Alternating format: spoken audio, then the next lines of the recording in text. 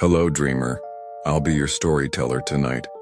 Like and subscribe for more bedtime stories and share in the comments where you're listening from. I never thought I'd end up working the graveyard shift at a Dollar Tree, but bills don't wait. And when you're desperate, you take what you can get. The job sounded simple enough. Stock the shelves, clean the floors, lock up when the clock hits midnight, easy at least. That's what I told myself, but the very first night, I realized something was wrong. The back stockroom had a smell. Not cardboard, not cleaning supplies, not plastic packaging. This was different. Damp, heavy, like wet soil that had been sitting under the sun for too long. It clung to my clothes. It seeped into my skin. No matter what I did, it never left. When I asked a day shift worker about it, she just shrugged. "Don't worry about it," she said. "You'll get used to it," but her eyes told a different story. That night I kept busy. Stocking shelves, paper towels, canned food, cheap toys. The aisles were quiet. The lights buzzed overhead, then I heard it. The speakers crackled, static, and then a voice. "Don't stay here." I froze. My skin crawled. Was someone messing with me? Maybe the manager had access to the intercom. Maybe this was a joke, but when I asked him the next morning, he swore he hadn't touched it. "Old system," he said. "Picks up interference sometimes," but his voice wavered, like he knew something and wouldn't say it. That night I walked past the toy aisle, and I swear I heard a child giggling, soft, faint, like it was coming from deep inside the shelves. But the aisle was empty. Completely empty. My throat went dry. My heart thudded in my chest. The laughter echoed.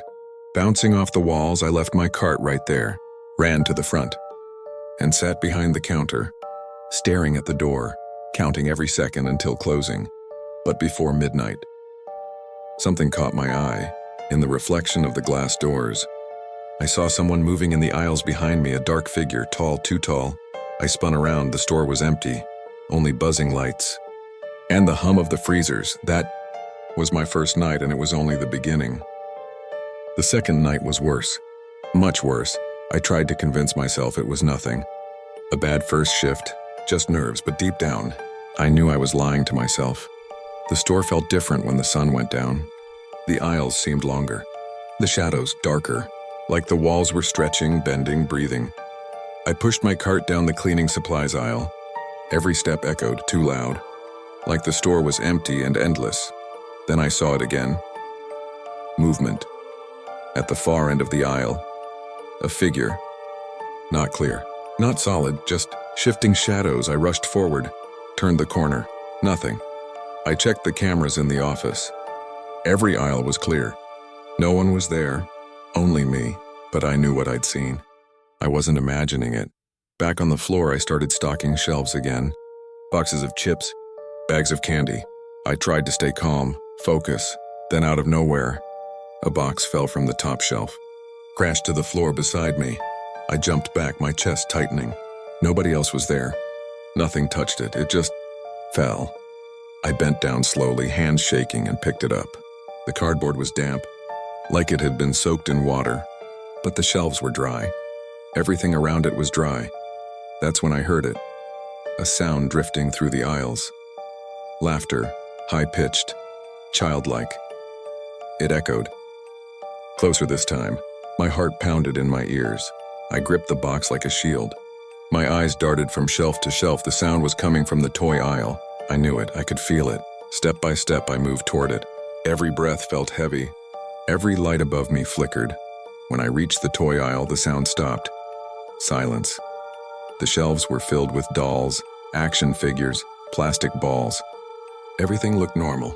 Perfectly normal, but the air was thick, heavy, like the aisle was holding its breath. I turned to leave. That's when something darted past me fast, so fast. A blur at the edge of my vision. Dark, humanoid. I spun, nearly dropping the box. But there was nothing. Just the toys. My legs felt weak. I dropped the box into the cart and hurried to the front counter. But as I reached the register, the intercom crackled again, the same voice. "Don't stay here." By the third night, I was already on edge. Every noise made me jump. Every flicker of light felt like a warning. But I still came back. Because I needed the paycheck, I told myself it was all in my head. Just nerves. just exhaustion. But deep down, I knew better. That night, I was mopping the floors. The store was silent, the kind of silence that presses against your ears. And then I heard it. Giggling. A child's laugh. Playful. Happy. But in that empty store, it was wrong. The sound drifted from the toy aisle. Of course, always the toy aisle. I tightened my grip on the mop and forced myself forward. Each step felt heavier than the last. The laughter grew louder, clearer, and then I saw her. At the end of the aisle, a little girl, no more than 8 years old.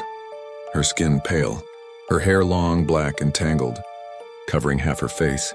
She was holding one of the store's dolls, clutching it tightly in her small hands.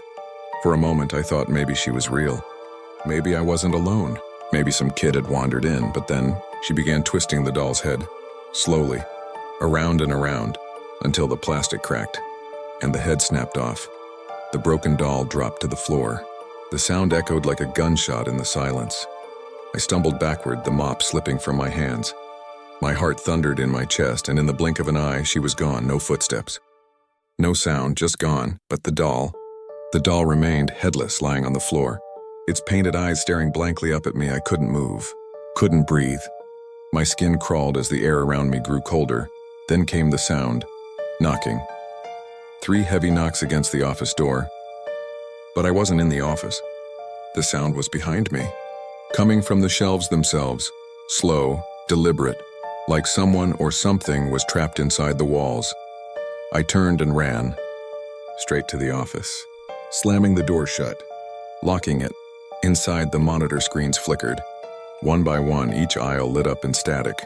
But through the distortion, I saw movement, the little girl, walking slowly through the aisles, dragging the broken doll by its arm, and then she stopped, right in front of the camera, staring into it, like she could see me watching. The screen went black, and in the silence of that locked office, I heard her voice, soft, whispering my name. The next morning, I told the manager everything, every detail. The laughter, the doll, the little girl in the aisle.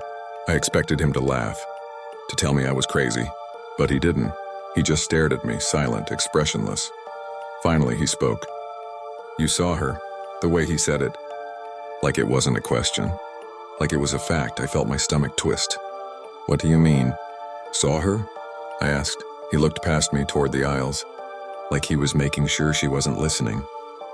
Then he leaned closer. She's been here, since before the store opened. The words chilled me to the bone. What are you talking about? I demanded. This is a Dollar Tree. It hasn't been here that long, he sighed. And for the first time, he looked old, tired, like the weight of a secret had been crushing him for years. This building wasn't always a store, he said. Before this, it was a funeral home. Before that, a cemetery. I froze. 1,000 questions filled my head. But he kept talking. When they built this place, they didn't move all the bodies. They built over them. And ever since, she's been here. I shook my head, refusing to believe it. No, that doesn't explain what I saw. That doesn't explain her. He nodded slowly. She's one of them. The others just stayed quiet. But his voice cracked. She doesn't want to be forgotten. I stared at him, waiting for more. But he stopped, turned away, as if he'd already said too much. I pressed him. Why didn't you warn me? His eyes flicked back to mine, and for a split second I saw something there. Guilt. Fear. Because if I told you, he whispered, you wouldn't have come back. My chest tightened. The truth was sinking in. Other workers had seen her. Other workers had quit, and yet the store stayed open. The manager stayed silent, letting new people take the night shift, one after another. Accidents happen, he added, almost to himself. A fall in the aisle, a heart attack in the stockroom. People leave, people disappear, but the store goes on. His voice trembled as he looked me dead in the eye. You can leave too, but she won't let you. The words hit me like ice water. I didn't want to believe him, but I could still hear her giggle in my memory. I could still see that broken doll on the floor. I walked out that morning shaken to my core. Every instinct told me to quit, to never go back, but a part of me, a dark, stubborn part, needed to know the truth, so I came back. One last time, my final shift. I told myself it would be my last shift. One more night. Then I'd walk away forever. The store felt heavier that night. The air pressed down on me. Every aisle seemed darker, longer, endless. I tried to focus on work. Stocking shelves. Folding boxes. Pretending everything was normal. But the feeling never left. That cold, crawling sense that I was being watched, and then I saw it. In my cart. A doll, headless, its painted eyes staring up at me. But I hadn't touched the toy aisle. I hadn't put it there. I staggered back, my breath quickening. The overhead lights flickered, buzzing louder, then dimming. The whole store seemed to shudder. That's when I heard her. "Why did you come back?" Her voice. Behind me, I turned. She stood in the middle of the aisle. The little girl. Her hair hanging across her face. Her pale dress stained, torn. In her hand, she dragged the broken doll. Its head dangling by a thread of plastic. She stepped closer. Her bare feet silent on the tile. I wanted to run. Every muscle screamed at me to run. But I couldn't move. She tilted her head and whispered my name. The sound of it, I can't describe it. Like ice water in my veins.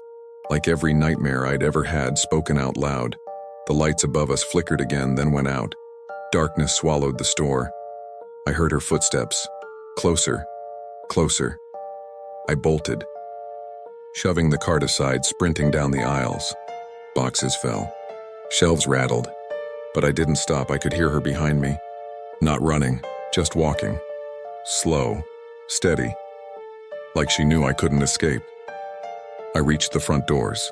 Pulled at the handle, locked. My keys fumbled in my shaking hands. The sound of her giggle echoed behind me. Closer. So close. Finally, the lock clicked. The doors swung open. And I ran into the night. I didn't look back. Not until I reached my car, but when I did, she was there, standing in the window, her small hands pressed against the glass. The doll clutched tight to her chest. Watching me, I drove away and never returned. I quit the next morning. Changed my number. Tried to forget, but sometimes, when I pass by that Dollar Tree at night, I see her still standing at the window, still holding the doll, still waiting for me. I never thought a quick trip to Dollar Tree could change the way I see the world. But that night still lives in me, like a splinter that won't work itself out. I was 21, broke, restless, and wide awake at nearly midnight. The store on 8th and Roosevelt was open late, and I told myself I just needed toothpaste and maybe some snacks. That's what I told myself. But the truth is, I shouldn't have gone at all. The parking lot was almost empty when I pulled in. Just 3 cars scattered across the wet asphalt. The fluorescent lights over the storefront buzzed faintly, turning the drizzle into a curtain of silver needles. Inside, I could see one cashier at the front, a young guy maybe my age, and what looked like 2 customers drifting down the aisles. I almost turned around, but the thought of brushing my teeth with nothing in the morning made me push the door open. The chime rang flat hollow like it didn't want to work. The smell hit me first. Cheap plastic, detergent, a hint of something metallic underneath. The air felt stale, heavier than it should have been. I grabbed a basket, told myself not to overthink it, and headed for the toiletries aisle. The first odd thing I noticed was the silence. No music playing, no hum of conversation, just the distant squeak of cartwheels echoing off the tile. The cashier gave me a quick nod when I passed, but his eyes seemed tired, jittery, like he was waiting for something. I should have noticed more. I should have listened. Halfway down the toothpaste section, I realized someone was behind me. A man, tall, wearing a dark hoodie with the drawstrings pulled tight. He didn't reach for anything. He just stood at the end of the aisle, hands in his pockets, staring like he was waiting for me to move. I grabbed the first toothpaste I saw, tossed it in my basket, and pretended not to notice. But as I turned toward the front, I felt him following. His footsteps were soft, deliberate. My skin crawled. At the register, the cashier glanced at me, then past me and froze. His lips parted slightly like he wanted to speak, but thought better of it. That's when I knew something was wrong. The man in the hoodie didn't queue up behind me. He lingered by the candy display, eyes darting toward the door, then back to the cashier. Another figure appeared from the side aisle. A woman this time, long coat, hair tucked under a baseball cap. She carried nothing. Her eyes locked on the cashier's. A silent signal passed between them. My heartbeat spiked. My fingers gripped the basket tighter. I wanted to run, but the automatic doors were 10 feet away and they stood between me and escape. The cashier scanned my toothpaste, hands trembling. "That'll be $1, he said, voice almost cracking. I shoved a bill across the counter. He didn't even count change. Just slid the toothpaste toward me and whispered so softly I almost missed it. "Don't look back. Just go." But of course I looked. The man in the hoodie had lifted his sweatshirt just enough for me to see the black grip of a handgun tucked into his waistband. The woman had her hands buried deep in her coat pockets, one bulging in a way that told me she carried more than spare change. I turned toward the doors, clutching the bag like it mattered. My whole body screamed to bolt, but something in the cashier's face made me slow down. He looked terrified. Not just for himself. For me, I made it to the doors. The cold air rushed in as they slid open. I should have left. I should have kept walking. But as I stepped onto the wet pavement, I heard it. On the ground. "Now! A man's voice, sharp, commanding!" Then the crash of something metal. The thud of someone hitting the floor and the faint, horrible sound of crying. I froze. My car was 20 steps away. Safety was right there, but my body wouldn't move. I turned. Through the glass, I saw the cashier face down behind the counter, the man in the hoodie standing over him with the gun drawn. The woman locked the entrance with some kind of tool. Chains rattled. The sound carried even through the glass, and I was outside. I could have left. But my keys were in my bag, and my bag was still hooked around my wrist. Somehow I thought if they saw me run, they'd shoot through the glass, and so I did the stupidest thing of my life. I stepped back inside. The doors hissed shut behind me, and the man in the hoodie spun around. For a second, his eyes met mine. Empty, flat, like the barrel of a dead flashlight. "Too late," he said. The woman shoved me toward the aisles. I stumbled, my basket clattering to the floor. The toothpaste rolled under a shelf. They herded the cashier and me to the stockroom, where the smell hit me, stronger now, thick, metallic, unmistakable. Blood. Another employee was already there, tied to a chair, duct tape across his mouth. His eyes were wide, wet with tears. He shook his head violently when he saw us. "Sit," the man barked. He waved the gun toward a row of boxes, and I obeyed, knees trembling so hard they knocked against each other. What followed felt like hours, but couldn't have been more than 20 minutes. Demands for the safe code. Shouting. The cashier's voice cracking as he tried to explain he didn't have access. The woman slapping him hard enough to leave a welt. At some point, I realized they hadn't noticed me slip my phone from my pocket. My hand shook as I texted 911 with one thumb, praying the message would go through before they caught me. Dollar Tree, armed robbery. Tech room. Please. The man caught me glancing down. My heart nearly stopped. But just then the other employee groaned through the tape, distracting him. He kicked the chair over and cursed, leaving me a second to slide the phone under a stack of cardboard. The sound of sirens finally broke the air, distant but approaching. The woman cursed, eyes flashing. The man grabbed the cashier by the collar and pressed the gun to his head. "Tell them to back off," he screamed. But there was nothing the cashier could do. The next few minutes blur in my memory. Red and blue lights flickering through the front windows. Shouted commands from outside, the robbers yelling back. My own breathing loud in my ears. Then the gun went off. The sound was deafening in the small room. The cashier collapsed, blood blooming dark across his Dollar Tree polo. The robbers bolted through the side exit, dragging chains from the door. By the time police stormed in, they were gone. I was still sitting against the boxes, shaking so violently I couldn't stand. The officers pulled me out, wrapped me in a blanket, asked me questions I couldn't answer. The other employee was alive, but barely. The cashier was gone. They never caught them. Not really. Rumors spread. Some said they fled to another state. Others whispered they lived right here, blending in. It's been years. I moved away, tried to bury it. But every time I see the inside of a discount store, I feel my chest tighten. Every fluorescent light buzzes like that night. Every squeak of a cartwheel makes my stomach twist. And sometimes, in crowded places, I catch glimpses of them. A man with a hood pulled too low. A woman with her hands buried deep in her pockets. Last week, at a gas station, I saw him. The same tattoo on his wrist. Half hidden under the cuff of his sleeve, he looked right at me and smiled. I was still sitting against the boxes, shaking so violently I couldn't stand. The officers pulled me out, wrapped me in a blanket, asked me questions I couldn't answer. The other employee was alive, but barely. The cashier was gone. They never caught them. Not really. Rumors spread. Some said they fled to another state. Others whispered they lived right here, blending in. It's been years. I moved away, tried to bury it. But every time I see the inside of a discount store, I feel my chest tighten. Every fluorescent light buzzes like that night. Every squeak of a cartwheel makes my stomach twist. And sometimes, in crowded places, I catch glimpses of them. A man with a hood pulled too low. A woman with her hands buried deep in her pockets. Last week, at a gas station, I saw him. The same tattoo on his wrist. Half hidden under the cuff of his sleeve, he looked right at me and smiled. I never thought a minimum wage job would leave me with nightmares that still wake me up years later. People laugh when I say it, but the truth is, my scariest experience didn't happen on some dark highway or in a haunted house, or during some life-threatening accident. It happened under the harsh, buzzing fluorescent lights of a Dollar Tree. I was 20 years old when I started working the night shift. Not every Dollar Tree ran late, but ours did, closing at midnight with a skeleton crew left behind to restock shelves and clean. It was extra money and I needed every cent I could get. The store sat in a quiet strip mall on the edge of town. By 9 p.m., every other business was dark except the gas station and a laundromat.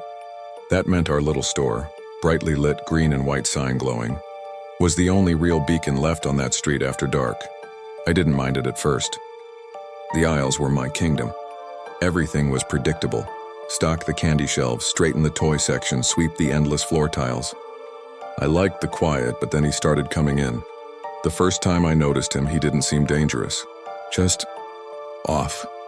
He was tall, gaunt, with a heavy coat even though it was spring. His hair looked like it hadn't been washed in weeks. He didn't grab a basket or a cart. He just wandered. Slowly. He didn't buy anything. Didn't ask for help.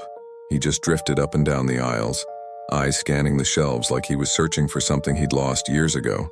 I figured maybe he was homeless. Or lonely. We got all kinds in there. I ignored him. But then he came back, night after night. Always after 10 p.m. when the store was nearly empty. Sometimes he'd just stand in the toy aisle. Other times he'd trail his fingers along the glassware. Once I caught him in the seasonal section, staring at plastic flowers like they were real. The weirdest part? He never spoke. Not a word. One night I decided to break the silence. "Hey man, we're closing in 20 minutes. He turned his head slowly like his neck didn't want to cooperate and just smiled. Not a normal smile. His lips stretched too far. His teeth were small, yellow, uneven, and then he walked away. No words. I didn't see him leave that night. I told myself maybe I just missed it, distracted with cleaning. But something about it bothered me. Enough that I started checking the security cameras whenever I could. That's when I realized something strange. Most nights, the footage showed him walking in. You'd see him step through the automatic doors, but you almost never saw him walk out. I convinced myself it was a glitch. Our cameras froze all the time. Still, I couldn't shake the feeling. Weeks passed and his routine became predictable. He'd appear after 10, wander, watch, then vanish. One night, while I was restocking the back shelves, I felt it, eyes on me. You know when the hairs on your neck rise and your body knows before your brain does? I turned around. He was there. Not in the aisle across. Not down by the registers. He was right there, maybe 20 feet away, just standing at the end of the aisle, watching me. I swallowed hard. "Can I help you find something?" My voice cracked. That same slow smile spread across his face. He didn't blink. Didn't move. I put the box cutter down carefully. My heart was pounding so hard it made my vision pulse. And then, just like that, he turned and disappeared down another aisle. I ran to the registers hoping he'd finally buy something. Give me an excuse to call security or at least confirm he was real. But the front of the store was empty. When midnight came and we locked the doors, I was shaking. I stayed late, checking every aisle, even the employee break room just to make sure he wasn't there. He wasn't.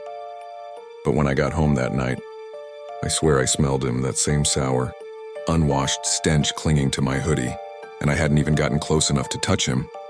After that, I started dreading my shifts and I told my manager about him. She laughed, said, "It's Dollar Tree, we get weirdos all the time. Just ignore him." But she wasn't there at 11:45 when the store was empty except for buzzing lights and one shadowy figure moving between aisles. She didn't know what it felt like to mop the floor while someone lingered too long by the freezer doors, their reflection warped in the glass. He kept coming back, and he got bolder. One night I was in the back room breaking down cardboard boxes. The door swung open. I looked up expecting my coworker, but it was him. He didn't belong back there. Customers never came past the employees only sign. I froze. The box cutter slipped from my hand. He didn't say a word. He just stepped inside, looked around, and then his eyes landed on me. I managed to choke out, "Sir, you can't be back here." For a second I thought he might lunge.